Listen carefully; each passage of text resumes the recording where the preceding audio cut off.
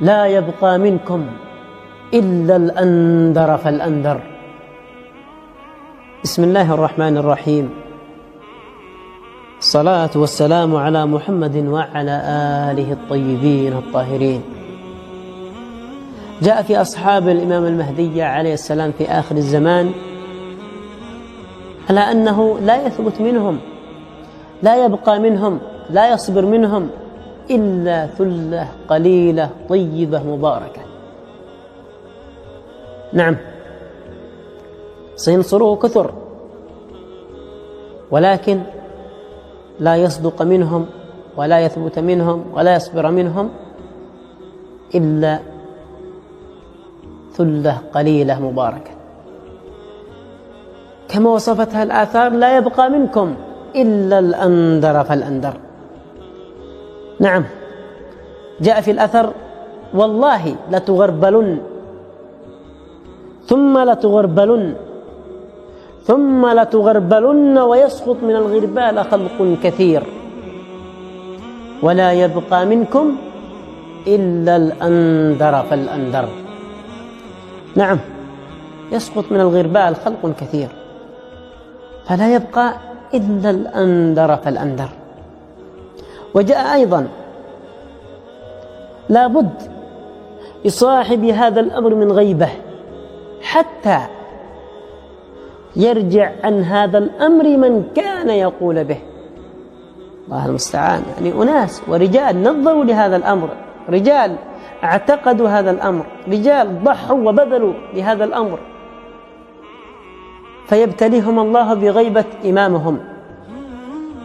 نعم، يبتليهم الله بغيبة إمامهم ويسقط من الغربال خلق كثير لا يثبتون، وكأن أعمالهم لشخص هذا الرجل ما هي لله جل جلاله، وكأن تحركاتهم ونفقاتهم لشخص هذا الرجل فقط ما هي لأجل الله جل جلاله.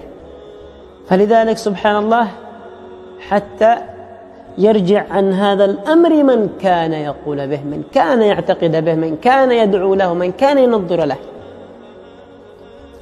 وجاء أيضا في أثر ثالث قال: إن لصاحب هذا الأمر غيبتين إحداهما تطول، أي أن هناك غيبة قصيرة من ثم يعود مباشرة، وغيبة التي قبل بيعة الركن والمقام تطول هذه الغيبة، فتكون فيها يحصل فيها الناس ويغربلوا ويميزوا ويمحصوا، فلا يبقى منهم سبحان الله إلا الصفوة، صفوة الصفوة. قال: ماذا؟ إن لصاحب هذا الأمر غيبتين إحداهما تطول حتى يقول بعضهم مات. وقد سمعنا من قال أن سيدي مولاي قد مات. نعم، سمعته بأذني. وبعضهم يقول قتل، وبعضهم يقول ذهب، فلا يبقى على أمره من أصحابه إلا نفر يسير، إلا نفر يسير. لا يبقى على أمره من أصحابه إلا نفر يسير. الله المستعان. لا يبقى من أصحابه الذين صافحوه وعانقوه إلا نفر يسير.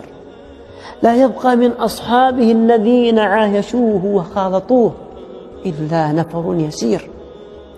لا يبقى من أصحابه الذين عرفوه وخبروه إلا نفر يسير. لا يبقى من أصحابه الذين واكلوه وشاربوه سفرة واحدة إلا نفر يسير. لا يبقى من أصحابه الذين تتلمذوا على يديه وتربوا على يديه إلا نفر يسير، إلا نفر يسير. نعم، لا يبقى من أصحابه الذين عاهدوه وواثقوه إلا نفر يسير. الله المستعان. فالله الله الله الله يا أصحاب العهود والمواثيق، من نقض العهود ونكت المواثيق الله الله الله الله يا مهاجرين من الرجوع، الله الله يا مهاجرين من التقهقر، الله الله يا أنصار من خذلانه، الله الله يا مهاجرين وأنصار في ابن بنت رسول الله. الله الله. ألا تذكرون ذاك الموقف ونحن بين يديه، ذاك الموقف الذي قال فيه: لا تخذلوني كما خذل الحسين. نعم، قالها: لا تخذلوني كما خذل الحسين. فأجبناه صادعين صادحين مجلجلين بالتلبية: لبيك يا ابن بنت رسول الله، لبيك لبيك لبيك. فأين تلك الصرخات؟ أين تلك الاستعدادات؟ أين تلك العزائم؟ أقول لمن انتكس على عقبيه وهو يعرف نفسه: أتذكر مناداته لك بأحب الأسماء والألقاب إليك؟ أتذكر يوم أن تبسم في وجهك وقربك منه؟ أتذكر يوم أن اختارك وقدمك على غيرك لتكون من تلاميذه من أصحاب العصب؟ أتذكر تلك الأيام المباركات، الأيام الخالدات، أيام الدورة، يوم أن كنا بين يديه نتنفس أخلاقه ونرتشف علمه؟ أتذكر تلك الهدايات؟ أتذكر تلك الدروس الفريدات النيرات؟ أتذكر درس أصحاب الكهف يوم أن كان يعرض؟ أتذكر حينما كان يتأمل السيد فينا ودموعه تنهمر على خديه سعادة وفرحا بك وبنا؟ نعم، كان يرانا أمل هذه الأمة المرتقب. أتذكر يوم أن كان يؤمنا في تلك الصلوات الخاشعات الباكيات؟ أتذكر تلك الآيات والكرامات التي كانت تقع ربطا لقلوبنا وتثبيتا لأركاننا من أن نحيد عن هذا الأمر؟ أتذكر يوم التخرج من الدورة ودموعنا تسيل سعادة وفرحا بذلك الفضل الكبير وذلك الفوز العظيم؟ أتذكر العهود والمواثيق يوم أن صافحت أيدينا يده معاهدين الله على الصبر والثبات على هذا الأمر؟ أتذكر يوم أن حذرنا بعد أن رأينا تلك الآيات والكرامات من الانتكاس على أعقابنا؟ أتذكر يوم أن كان يفاخر بنا ويراهن علينا؟ فأقولها محملة حسرة وألما على من انتكس على عقبيه. أتذكر مخاطبا لشخصه وهو يعرف نفسه: أتذكر يوم أن اختارك للهجرة من بين الكثير؟ أتذكر يوم أن جلست بين يديه وهو يشنف أذنك ويغسل قلبك بتلك المواعظ والنصائح والهدايات لطريق الهجرة؟ أتذكر يوم أن ودعك وفوجك مهاجرا في سبيل الله؟ أتذكر طريق الهجرة بمغامراتها وبوعورتها ومشقتها وتعبها؟ أتذكر أيام الرباط، أيام الهجرة، تلك الأيام المزكيات للنفس والمطيبات للقلب؟ أتذكر تلك الدروس، دروس السيرة والحديث والفقه والجهاد التي كنا نرتشفها صباحا مساء؟ أتذكر حينما كان يتواصل بنا صوتا وصورة وكان يخصك بالسؤال يا من انقلبت على عقبيك؟ كان يخصك بالسؤال يتفقدك ويطمئن عليك ويسأل عنك. فبالله عليك، لماذا تخلفت عن موكب النور؟ لماذا انطفأ مصباحك؟ لماذا تقهقرت؟ هل قصر في حقك؟ لماذا انقلبت؟ هل كذب عليك؟ لماذا انتكست؟ هل طال عليك الأمد؟ هل تأثرت بواقع الناس البعيد عن هذا المنهج المشع الساطع؟ بالله قل لي، لماذا قسى قلبك؟ أين هو إيمانك؟ أين هو يقينك؟ أين هو صبرك؟ أين هو ثباتك؟ أين هي نصرتك؟ أتلاشت بسبب شبهة؟ أتلاشت بسبب غيبة الإمام؟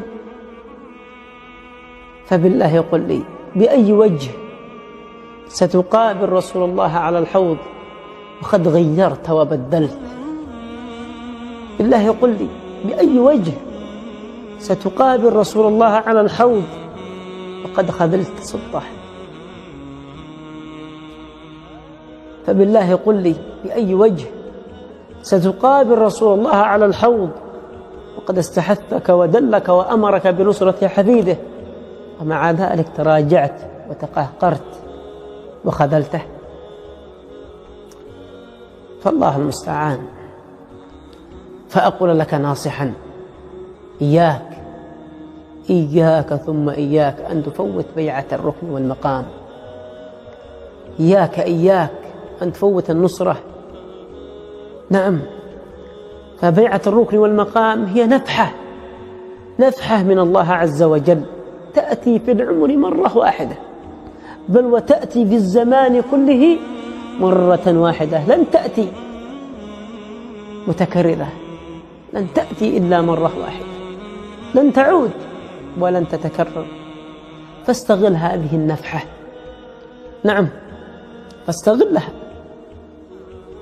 ألم تعلم أن إحجام عبد الله بن رواحة لثانية واحدة فقط وهو في ساحة الجهاد في ميدان المعركة وسيفه بين يديه يذود عن حياض الإسلام؟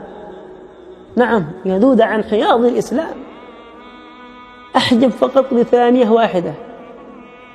فهذه الثانية الواحدة كانت كفيلة لأن أخرت ماذا؟ سريره عن سريري صاحبيه في الجنة. نعم، كفيلة، أخرت سريره عن سرير صاحبيه في الجنة، يعني في الميدان ثانية واحدة أحجم. فالله المستعان. إياك وندامة جبلة بن الأيهم الذي رأى النور وارتشف رحيقه بسبب كبره وأنفة نفسه، ارتد وتنصر وخسر الدنيا والآخرة.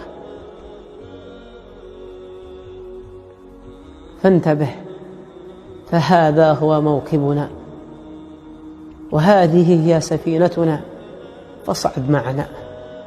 نعم، اصعد معنا إلى موكب النور واركب معنا سفينة النجاة ليشتعل مصباحك من جديد.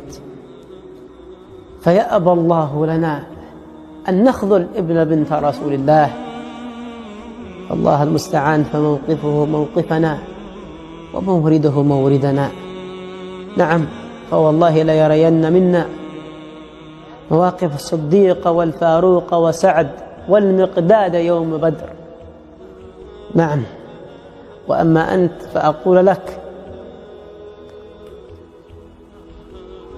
هذا المكان الذي إذا لم تعد إليه لتنصر هذا الأمر وتدعو له وتنظر له وتسابق وتنافس لبيعة الركن والمقام، سيحل مكانك فيه رجل آخر يختاره الله وأقرب إلى الله منك وخيرا منك. نعم، قال تعالى: وإن تتولوا يستبدل قوما غيركم ثم لا يكونوا أمثالكم. فإياك والاستبدال، إياك والاستبدال. راجع عملك، راجع نيتك، راجع إخلاصك، فإن كان فيك خير فسيأتي الله بك، وإن كان هناك خلاف ذلك فقد كفانا الله شرك. نعم،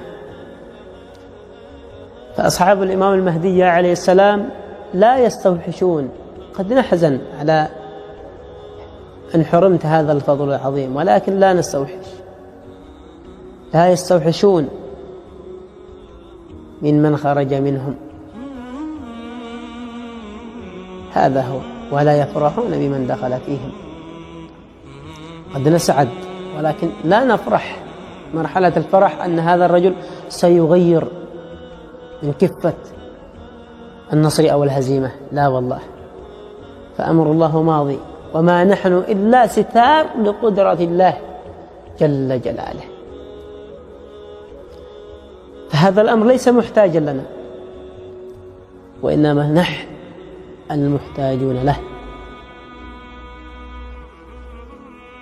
ثبتنا الله وإياكم، اصطفانا الله وإياكم، اختارنا الله وإياكم. سبحان ربك رب العزة عما يصفون، سلام على المرسلين، والحمد لله رب العالمين.